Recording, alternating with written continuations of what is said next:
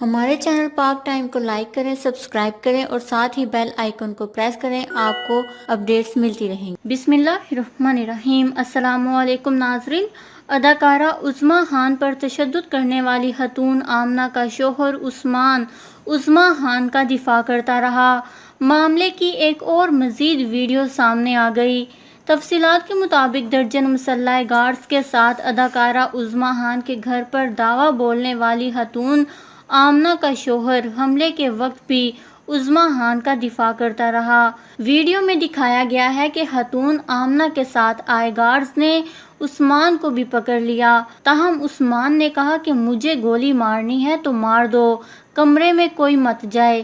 اسی دوران کچھ گارڈز نے کمرے میں داخل ہونے کی کوشش کی، جس پر عثمان نے چیختے ہوئے ان کو کہا کہ اندر مت جانا، مجھے گولی مار دو۔ ویڈیو میں خواتین کو ہنگامہ آرائی کرتے بھی دکھایا گیا ہے۔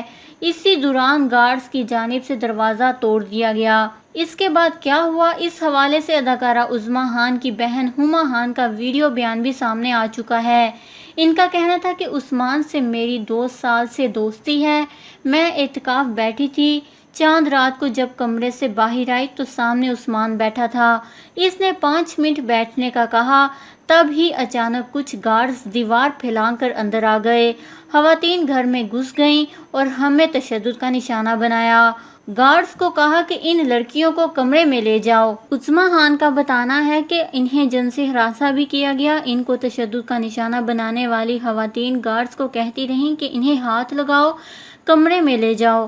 عظمیٰ خان کا کہنا ہے کہ عثمان کے ساتھ ان کے غلط تعلقات نہیں ہیں، وہ دونوں صرف 2 سال سے دوست ہیں۔ اس خبر کو لے کر اپنے قیمتی رائے کا اظہار نیچے کمنٹس میں ضرور کریے گا۔ ہمارے چینل کو سبسکرائب کریں، آپ کو لیٹسٹ اپڈیٹس ملتی رہیں گی۔